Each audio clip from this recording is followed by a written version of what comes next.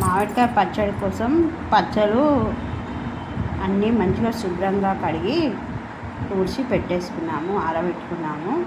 ఇప్పుడు పచ్చడి పెడదామని దాంట్లోకి మసాలా రెడీ చేస్తున్నాము. కారం, ఉప్పు, పసుపు, జీలకర్ర, ఆవాలు, మెంతుల పొడి చూపిస్తాను.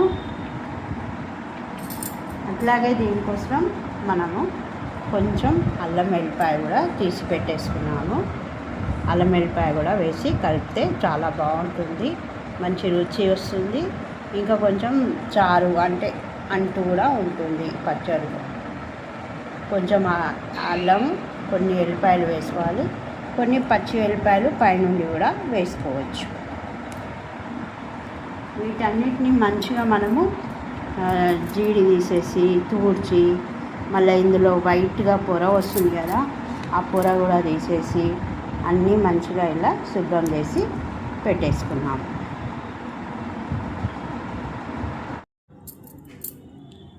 ఈ గిన్నెతో 4 ముక్కలు అయినాయి, 4 పావులు. ఇప్పుడు అదే గిన్నెతో 1 పావు మిరప్పొడి వేస్తున్నాము. దాంట్లో సగము ఇది ఆవపిండి వేసినాము. ఇది 2 చెంచాల పసుపు, 1 చెంచా జీలకర్ర పొడి కూడా వేసినాము. ఇప్పుడు ఉప్పు వేసుకుందాము, సగం ఉప్పు. ఎందుకంటే మేము దొడ్డుపు వేయట్లేదు, టాటా సాల్ట్ వేస్తున్నాం కాబట్టి సగం వేసుకుంటున్నాము. ఎందుకంటే ఇది ఎక్కువ ఉప్పుగా ఉంటుంది కాబట్టి ఇలా సగమే వేసుకుంటున్నాము.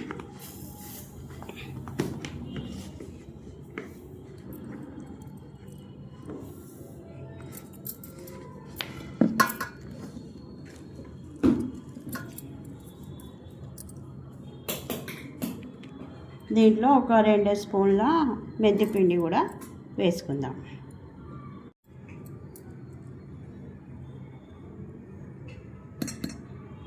చూస్తున్నారు కదా, 2 స్పూన్ల మెంతిపిండి.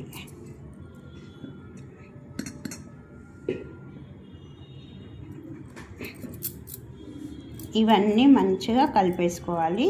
ఇవన్నీ మంచిగా కలిపిన తర్వాత మనం అల్లం వెల్లిపాయ పేస్ట్ వేసి కలుపుకుందాము. ఫస్ట్ ఇవి కలుపుదాము. ఇవి చేత్తో అయినా కలపవచ్చు, స్పూన్తో అయినా కలపవచ్చు.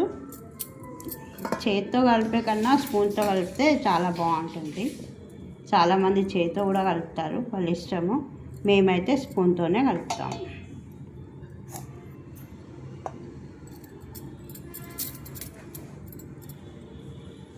అన్నీ కలిపిన తర్వాత అందులో అల్లం వెల్లిపాయ వేసి కూడా మంచిగా కలిపేసినాము. అన్నీ కరెక్ట్గా ఉన్నాయి. కొన్ని ఎల్లిపాయలు కూడా పైనుండి వేసాము. ఇక ఇట్లా మళ్ళీ పక్కకు పోపు కూడా చేసి పెట్టుకున్నాము.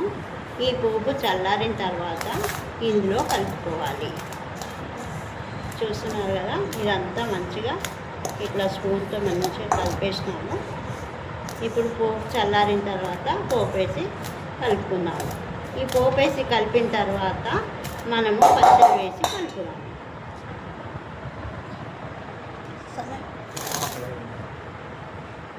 చూస్తున్నారు కదా, ఇట్లా పోపు వేసి మంచిగా అంతా కలిపేసుకోవాలి.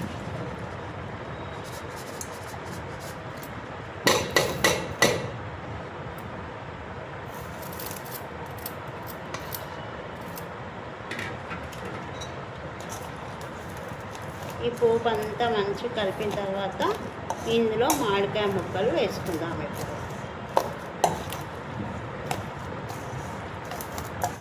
కొంచెం ఇట్లా ముక్కలకు నూనె కలిపేసి పెట్టుకోవాలి.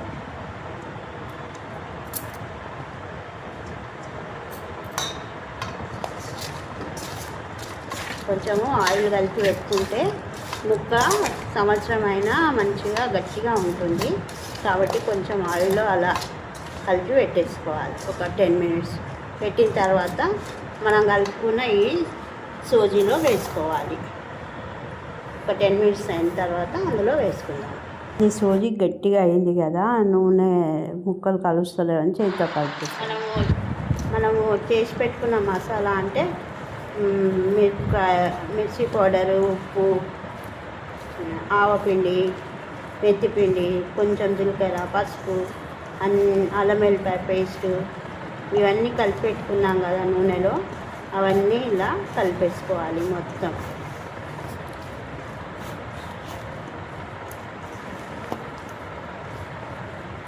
ఇప్పుడు ఇలా మనకు పొడి పొడిగా కనిపిస్తుంది కదా, మనం 3 days అయిన తర్వాత తీస్తే పైకి నూనె తేలుతుంది.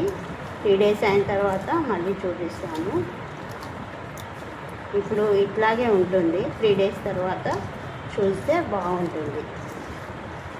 అప్పుడు గిట్ట మనకు నూనె తక్కువ అనిపించినా, ఉప్పు ఏదైనా తక్కువ అనిపించినా అప్పుడు వేసి కూడా కలుపుకోవచ్చు.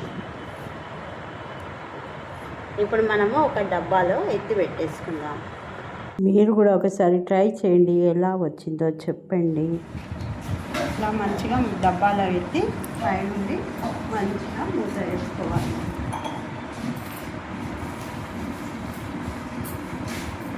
మన మామిడికాయ పచ్చడి రెడీ అయిపోయింది. Thanks for watching.